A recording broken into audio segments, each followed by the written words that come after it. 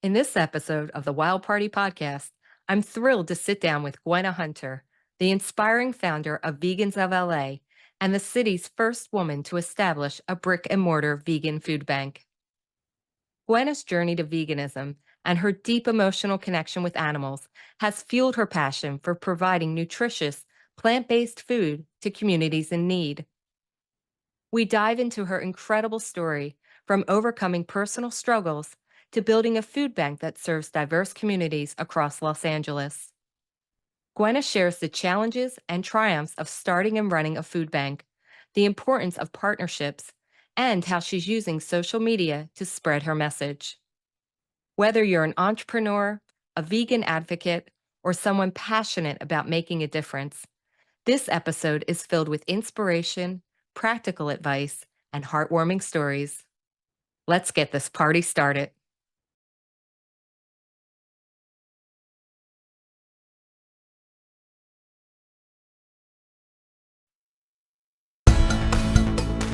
Welcome to the Wild Party podcast, where we celebrate the visionaries behind vegan, ethical, and sustainable business.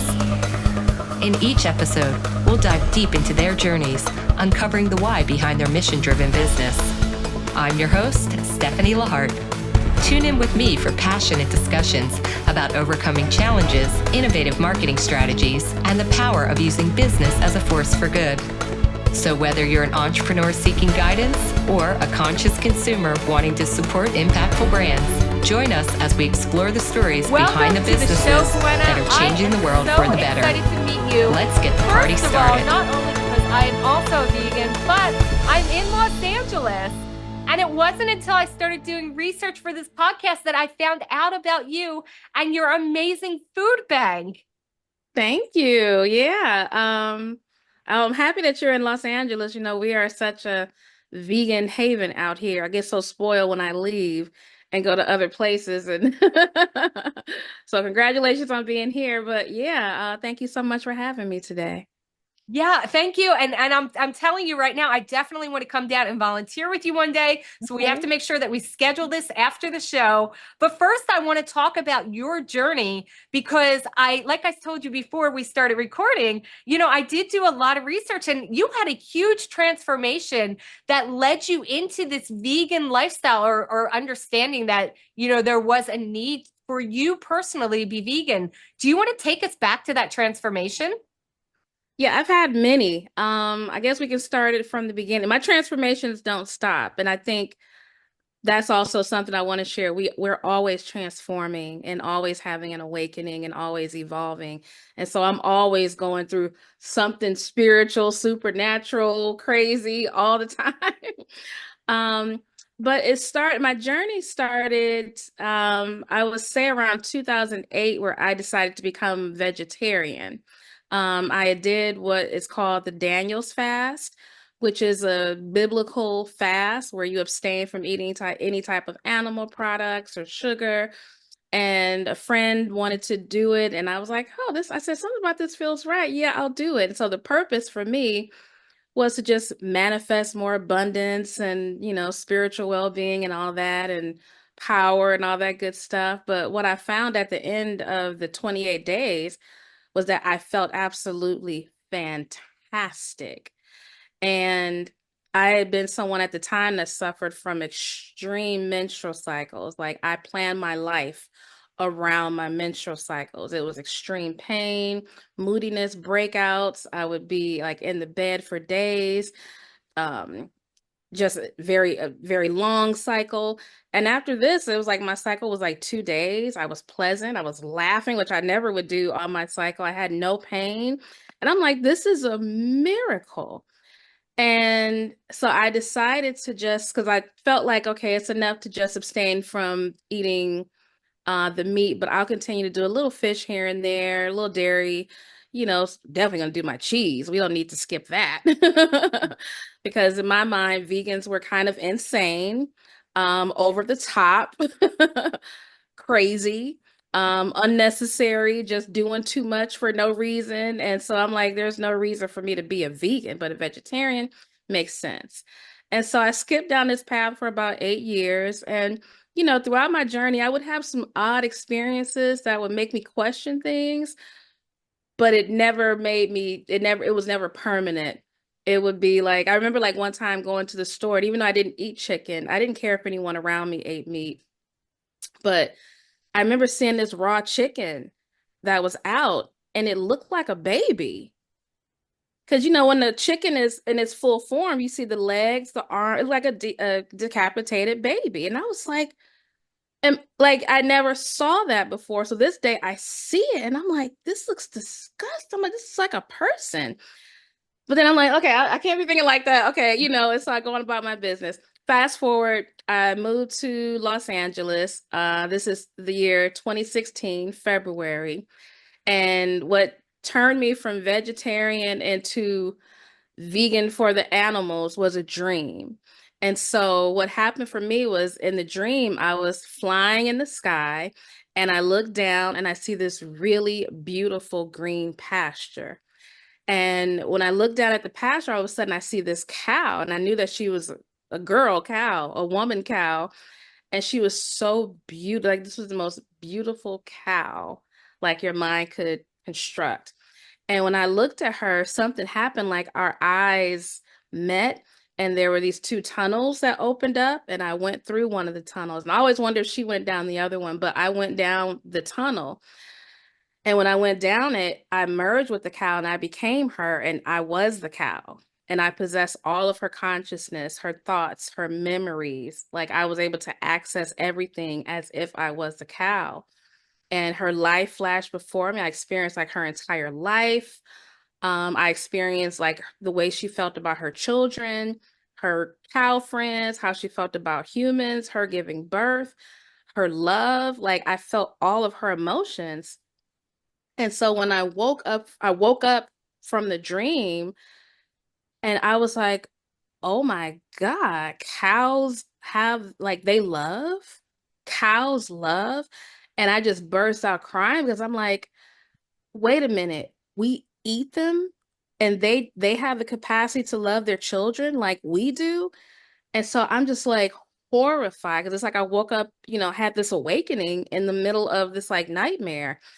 And so I'm just like, I can't believe. So then, even though I'm a believer, I'm like, okay, maybe I ate something weird last night. I gave myself a few minutes to like think I was crazy or question the whole experience. But I questioned it and it just kept going back to cows freaking love. And then I'm like, well, Yeah. if cows love, then pigs love.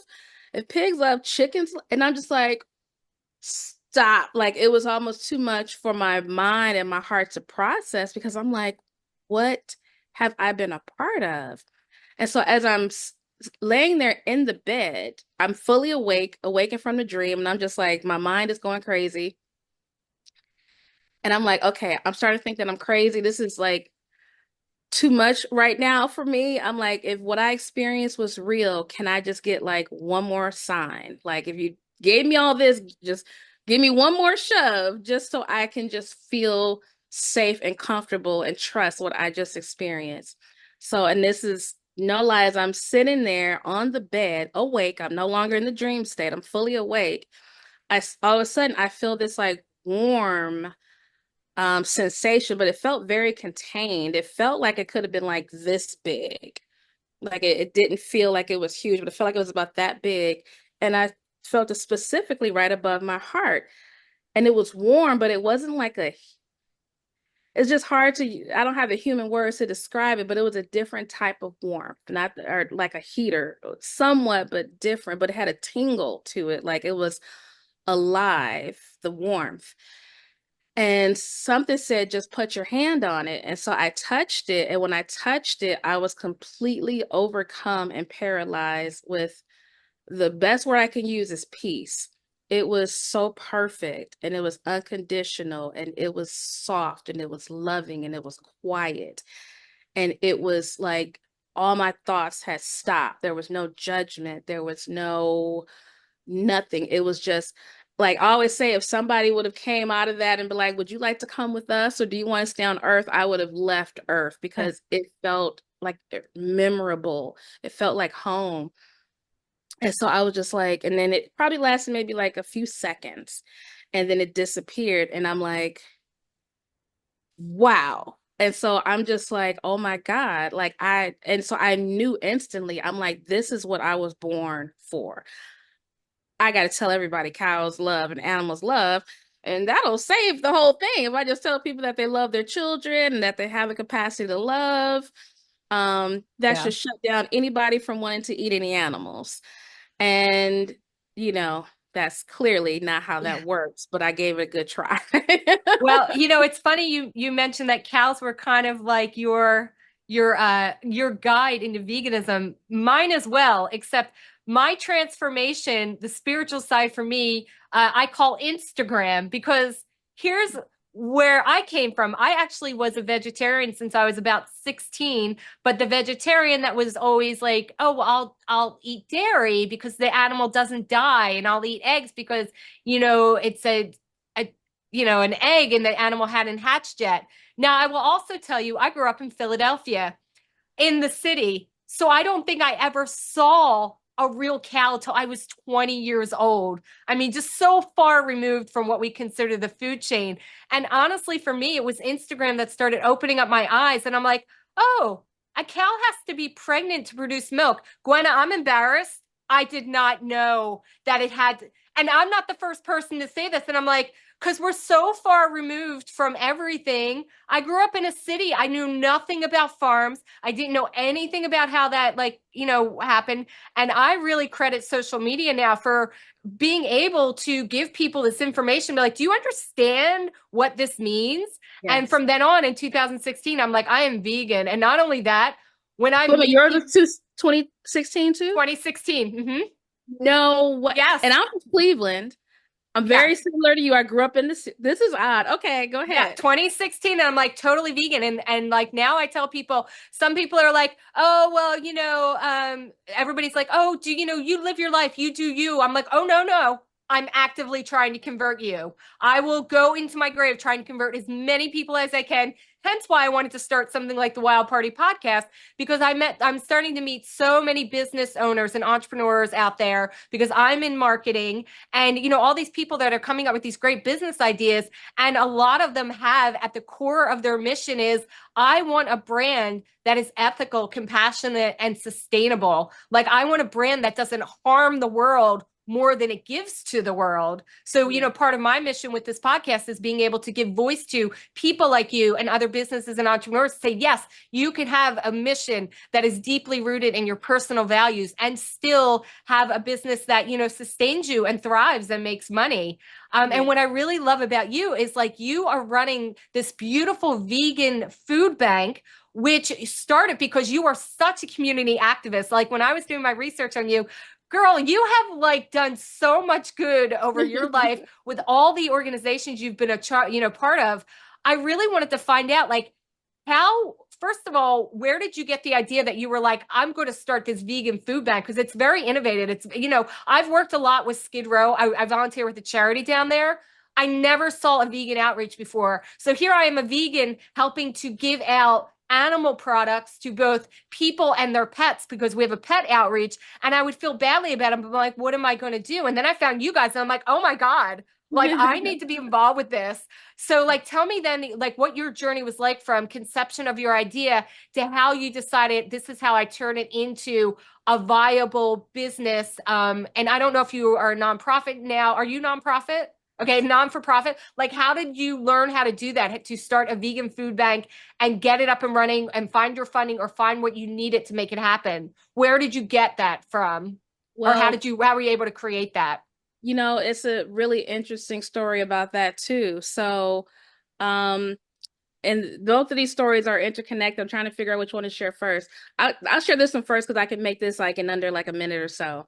When I first landed in Los Angeles, um, I didn't plan on living here. I came here to visit, and just, different decisions and different circumstances and things, I found myself having been living in abundance for several years to now living in poverty like that. And I remember going through, like, as I was here, being in this really old, nasty motel with like about maybe 3 days left. And then I was going to end up like in a shelter or somewhere. And I'm someone, I talk to the universe, and I'm like, and my mother threw me a lifeline. She's like, okay, I got the money. I can bring you back here. And I'm like, yes. And then it was so loud, but not audible. And it was like, you're meant to be here. Mhm. Don't leave. Just hang on. And I'm like, well, shit, you better. I don't know if I can curse her. Hurry up. Because I'm like drowning. I felt like I was on the tip of the earth getting ready to get pushed off because I couldn't find a job. And I'm someone that I can get a job in my sleep. I've got jobs where I'm supposed to have a master's degree. I don't have a degree. I can talk my way into any type of job, that doesn't require like, I couldn't be a surgeon or anything like that, but I can definitely get a job. I had the worst luck. And so I found myself one time, it was like having $5 to my name for the entire week. And having that experience of dealing with food insecurity and scarcity and not, knowing where I'm going to live and how I'm going to figure it out, the anxiety that it causes, the dark thoughts that it creates, because now you have to figure out how to survive. Mhm. And that's not fun. And so when you have to figure out how to survive, darkness starts to seep in, and you may think about stealing something. You may think about dining and dashing. You may think about robbing someone. You're trying to figure out how to live. And so having had that experience and seeing that when you start to go into those dark corners of your mind and they get louder and louder, it's hard to manifest and imagine a beautiful life. Because now you're just thinking about sad things and how did I get here and all these other things. So it's hard to pull yourself up out of it. It's possible for sure, but it's very difficult, especially if someone doesn't have a certain type of foundation or a spiritual background, or they don't have a specific type of belief system. Um, and then if you do steal to survive, imagine having children and you have to Mhm. steal and then you get caught and then you're in so many things can trickle. So from having lived in that dark experience for that period of time, I understood the importance of food, but also as an activist, I knew that for me personally, it's not speaking for all activists, my best method of activism is kindness and compassion and using love. Like I've done the protests, marches, all that stuff. It just gets me angry and has me ready to fight. And that's not sustainable for me. It's not sustainable. Some people they need that and they can project into that and use that energy. But for me, it makes me exhausted and it's just not what I'm made of in that way. So I've been working for Vegan Outreach for several years, and with them, I was in charge of Los Angeles doing different food outreach programs. And the last one we did was during COVID, where we went to different social justice organizations and we would just give them groceries and give their communities hot meals. And I watched how, even though we didn't say go vegan, we didn't make them listen to a spiel, we just gave. Mhm. And people would come back and say, oh, these vegetables I'm cooking with, I've never used so many vegetables before. One, we had gave some people some Beyond Meat. She was like, this Beyond Meat tastes like ham hocks. I'm not eating it anymore. I'm going to use this.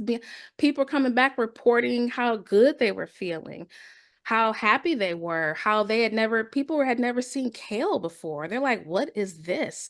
And I'm like, kale. But then I remember when I didn't know what kale was too. I'm like, oh, you didn't know what it was all the time. And so we would experiment with different fruits and give people star fruits and rambutans. And they'd be like, what is this? And it would just be, they'd be excited every week for us to see what we had next and trying bok choy and different vegetables and things like that. So people were just, their lives were changing and they were feeling better just because we were providing this to them. So after a while, I burnt myself out like I usually do. I'm learning, trying. And I said, I love this work, but I don't feel like I need to work for anybody else. And I also feel like I want to do this on my own terms. And I don't want to go to social justice organizations. I'd rather people in need just come to me. Yeah. And so I started thinking, I said, oh, food bank. And so for some reason, I assumed that there was already one, but I looked and I saw there weren't any food banks. And I'm like, would I be the first to have a freaking food bank? And I had like $0 in the bank. And so I started researching to see what I needed. So I'm like, okay, I'm going to need a warehouse. I'm going to need a truck. I'm going to need a truck driver. I'm going to need somebody strong enough to take the pallets, pick up the stuff. So I got to get a staff. I'm going to need freezers, refrigerators. And I started giving me anxiety because I'm like, I don't even know where to get any of this stuff from. But for some reason, I felt in my heart it was coming soon. And so I was trying to figure things out with, maybe this church. But then I'm like, I got to get a truck and I don't have any money to pay anybody. And so I just said, okay, this is becoming too much. Universe, I need your help. I said, I don't know how. I said, but if I'm supposed to do this, it needs to fall into my lap. It needs to be easy and gentle. I don't want to work hard for it. I don't want to be stressed out and pull my hair out, have anxiety. I said, I want this to land on me gently, but I need to know it when it happens. So I let it go. So I'm not going to stress anymore. I'm going to see what happens. And so get a phone call from a friend, maybe within a couple of weeks, just like, oh, I want you to meet this pastor, Pastor Sonny. He's doing a program at USC with vegan food, and he wants to see if he can pick your brain and talk to you. So I'm like, I almost was reluctant because I get sick of the pick your brain type of Oh, yeah. meetings, you know what I No. mean? So, but something said, like, it was like, you need to go. And I'm like, all right, I'll go. So I go and we meet and we're just getting along and just talking. And so at the end of the meeting, I'm like, yeah, no, at the end of the meeting, he's like, yeah, I have a food bank. And I said, oh, that's so cool. I said, you could probably give me some tips because I'm trying to start one. I said, I didn't know I would need all, the freezers, the truck, the employee, the warehouse, all this stuff. I said, it's just a lot. And he said, well, instead of starting from scratch, why don't you just partner with me and take over part of mine? He said, I already have the freezers. I already have the refrigerators. I have a staff. I have a truck. I have an employee. He was like, and you can have access to it. And it was like, oh, like it was like the angel wings and it just fell right into my lap. So that's how the brick and mortar happened, through a partnership. Then some contacts when I was working for Vegan Outreach, there was one that was like a high end like funder. And I was like really intimidated. And I was like, you know what? Just find them and send an email, tell her what you're doing, and then just drop it. I sent the email the next day. They're like, Gwenna, how you been? Let's get on a call. Let's figure this out. And I'm like, what? And literally, that's how it was. Now I'm going to act like I'm super abundant because I'm still learning where the money is and figuring it out. But I do have two people in my corner, one specifically that has, and let me just tell you, when it's for you, things just start aligning.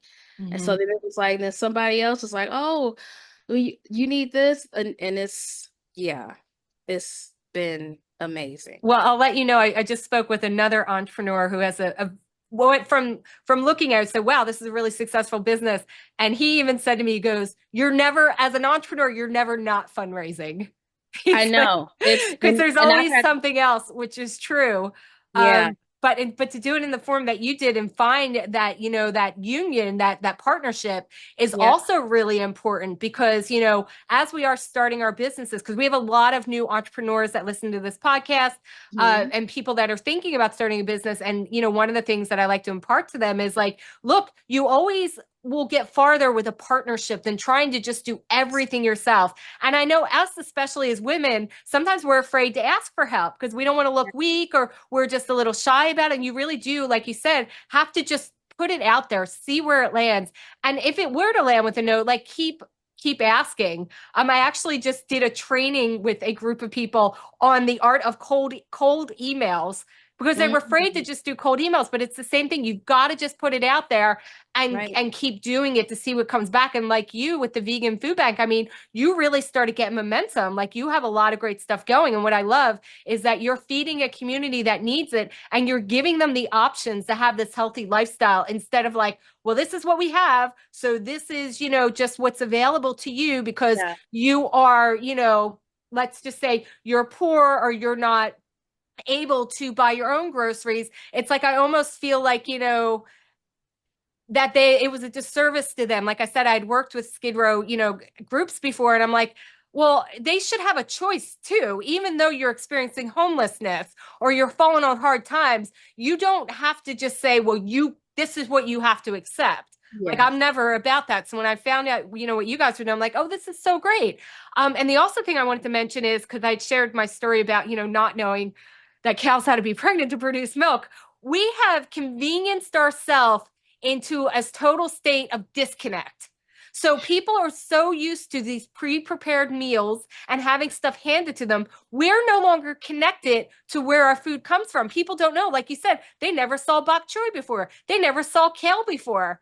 I'll tell you a funny story about kale. So when I was in high school, I worked at a place in Philadelphia called Salad Alley, and it was a salad bar. And our salad Allie, bar that's was cute. it was all rimmed in kale. That was like the decoration around the edges. But kale wasn't on the salad bar for you to eat.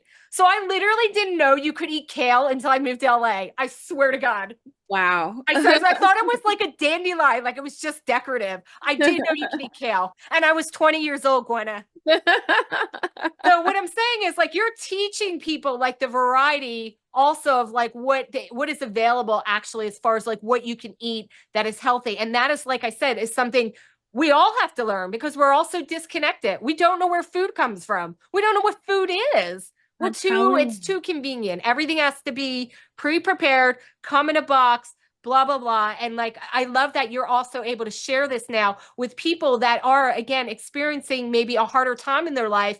It's giving them a boost up too, and you're actually going to really be able to inspire them because they're going to be able to think about the world in a different way, as you do. So with that said, let me ask you then, tell me about the people who are coming to your food bank now, and also tell me when are the days and areas that you guys are servicing. So who's showing up at the vegan food bank these days? Yeah, so I would say, so we have two locations where we are physically. So the first one is it's the main brick and mortar food bank at Hope on Union, which is at 2208 South Union Avenue. Zip is 90007. It is the it is the week where every third Thursday falls on. So it's every third Thursday of the month for this particular food bank. The line opens up at 8 a.m. and it ends at 10. By 8, it is already wrapped down the street, down the block, around the corner. It's pretty intense. We get probably about 400 people that come to the food bank, and most of the community is um, El Salvadorian, Cuban, Mexican, Asian, um, Black, and white. And you get And a lot of families, right? a It's a lot of lot of families families, coming. Yeah. a lot of families. So we don't require information from people. They do the state is now asking us to ask for an email. So usually it's just the first um I think it's like first name, or no, it's not even name. It's usually we would just ask for how many people are in their household, but now they're requiring that we ask for an email. So that's all we require. We don't ask for any money or any proof or anything like that. And people come down the line. There's a human associated with each product. And I will say, I've been told that we have the best food bank in town, first of all. Yeah. And then second, Well, um, you let people choose what they want to take, right? You don't just right. pre-pack a box, which No, I we don't also pre-pack the loved, box. that they Yeah, could come and choose and say, well, I want this or I don't. Because that, I mean, in my experience, I've seen a lot of waste because people often get boxes of stuff they're not going to use for right. whatever reason. And then you're like, I see them in my neighborhood. I know this because I'll see it around my neighborhood, people leaving food donation boxes of stuff they've gotten. They're like, well, I'm not going to use that. And then Yeah. it Oh, sits out on our street corner. yeah. But I love that you give people the choice, also empowering them and making them feel like they have a decision in their lives. Right. And then on top of that, what's probably the most important aspect is that everyone is spoken to. So all you hear going up and down the aisle is good morning, buenos dias, gracias, thank you so much. God bless you. Like there's so much gratitude. Mm-hmm. So we're very fortunate to be a part of a community that is very grateful. Very, very few incidences. And if there is, it's someone trying to cut in the line or something like that. But a very grateful community. And the people, they're trying to feed their families, and survive. The community that comes to us, because we're very produce heavy. So we're not very product heavy, we're very produce heavy. So we do surveys and things like that. And so we have certain staples, cabbage, kale. I'll usually have maybe broccoli or celery. There's some fruits, there's beans, there's rice. Yeah, there's just all types of different staples that we have when people come up and through the aisle, through the walkway. And one of the things that Oh, potatoes. Like we try to make sure, like I used to get these like really big 5-pound bag of potatoes so people can take, I try to think of things that that'll stick to the gut, and things that are hearty and that you can make for a family. The average person has about a family of 4 Mm-hmm. in their household, and most of them have access to stoves. So most of our people aren't necessarily, we do have some, but most of them are not houseless. They're just going through economic hardships like I was, like I would have, oh, if the food bank was around, a vegan food bank was around, it would have been such a lifesaver and take off some of that stress and that worry. Because when you cannot provide for your own basic needs, Mm-hmm. it just creates a whirlwind of other issues within the community, within Yeah. yourself. And so for me, it's like if I can take that burden off of some people where they know, like, okay, at least I can feed my family this week or next week, then I'm Mhm. happy to do it. Yeah. And the goal is to have more financial abundance so that I want to spoil people. I want them to be like, this is too much stuff, Yeah. like I want to make sure that people have more than enough when they need, because it is my belief system that food is a birthright, that we should not have to have jobs to have provisions. Every household should be able to receive provisions Mm-hmm. And without have having. access, like you said, to fresh produce, which is such a difference. It's not just a prepackaged or canned or boxed thing. The Right. fresh produce, the fresh food makes such It a huge grows from the difference. earth. The planet, Exactly. the And like planet you is said, for already abundant. people, and like you said, for people that are experiencing economic hardship, a lot of times we've seen the thing that they won't buy is fresh produce or whatever because they're trying to get something that's going to last longest and go the farthest kind of thing. When in reality, as we both know, the nourishment from fresh produce, vegetables, fruits, and stuff like that actually last a lot longer in your body. Yes. Whereas stuff that's prepackaged and processed, you're hungry in an hour again. Yeah. That's why I mean, people who sit there and eat like a bag of potato chips, it's like that's not even food. That's Yeah. that's going to be like gone, and you're still going to be hungry. And so going back to what you said about building partnerships and things like that, where is your food coming now for the food bank? How are you getting these donations or the funding for what you're being able to serve? So, with which I won't name, but the person that is funding most of the project for the food bank, I use that as part of a monthly budget to buy fresh items. So there's a few sources that we get from. So I use a company called What's Good Produce, and he's like my buyer. So he goes to different farmers that are under a certain umbrella and he shops for me. So it's like I'll tell him, each week, like, hey, we need 420 cabbages. We need 400 stalks of kale. Hey, is corn on sale this week? So he'll let me know what the prices are, how much things are, how much it is per pound. And so I submit my budget for that, and he shops for it and delivers it and drops it off. So that's one source. Then the other source is we work with food rescue organizations such as food finders. Food finders will get things from supermarkets, food finders, and also Food Forward, which is a huge organization. So both of these organizations that they do that, they get things rescued before it goes bad.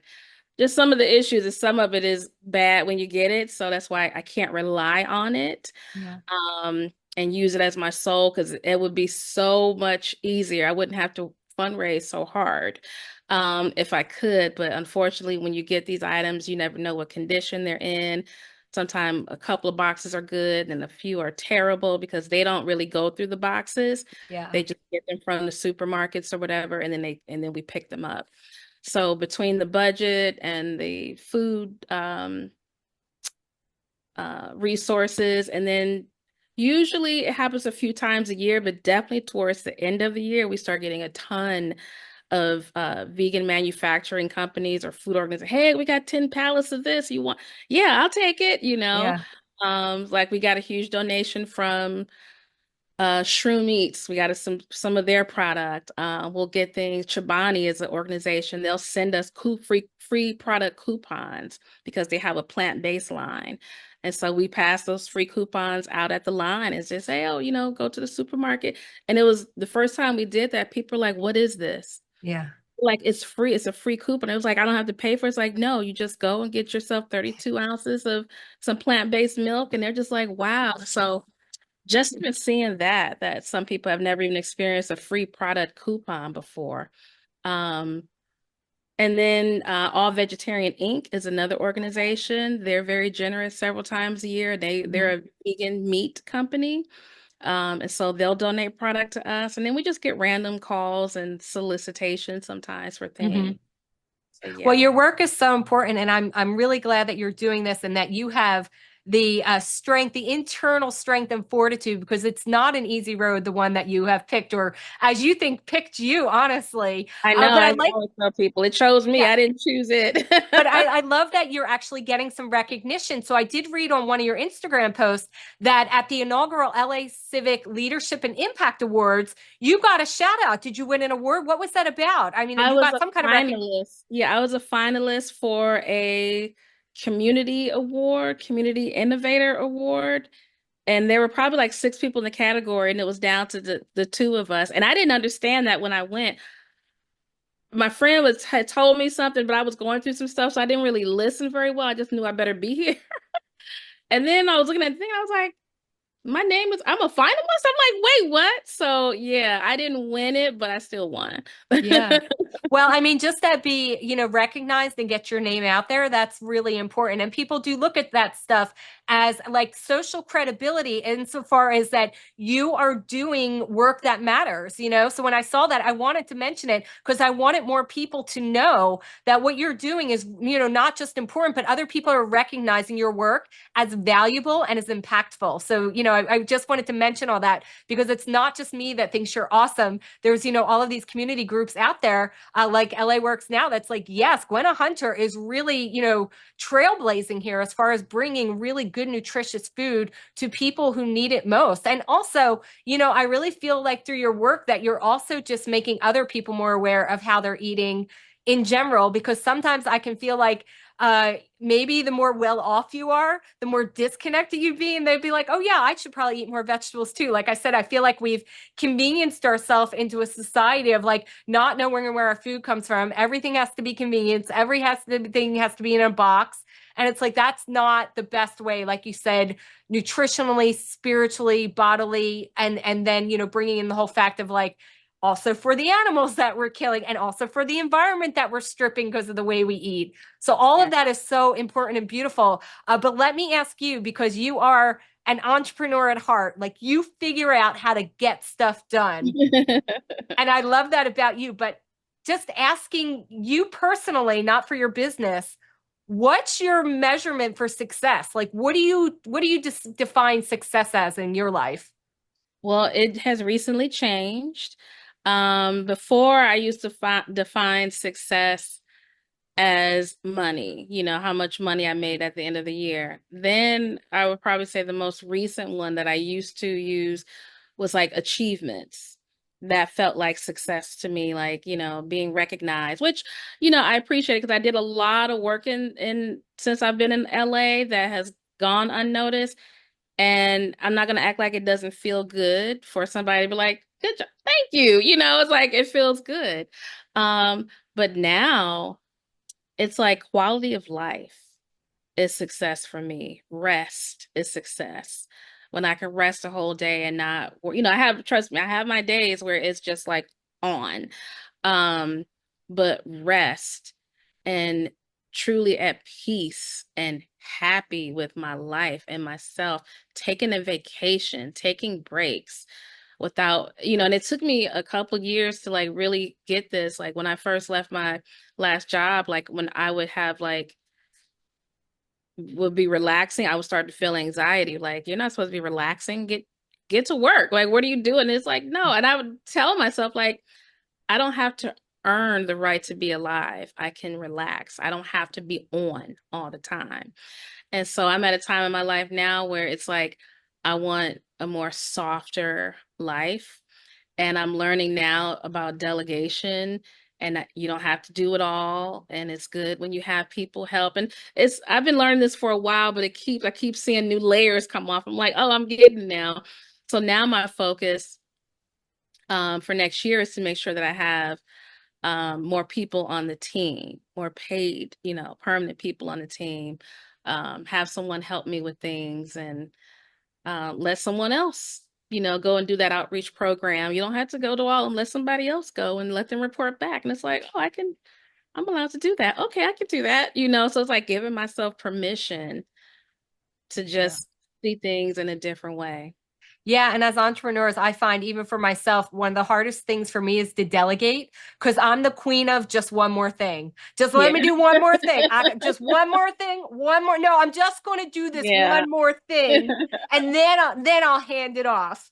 And then that holds you back. And you know that. It's like you have to be able to like put it out there and let people do it the way they're going to do it and be like, that's good enough. That does what we need. And just like, let it, happen. So just one final question, because like I said, I was going through your Instagram. I saw, the recognition you got. I did also notice that you've really started to get some very high level influencers talking about what you're doing at the Vegan Food Bank, which I love. A couple of them have come down and volunteered. They're really talking about it online. Have you seen things like Instagram be really, beneficial to you to get the word out?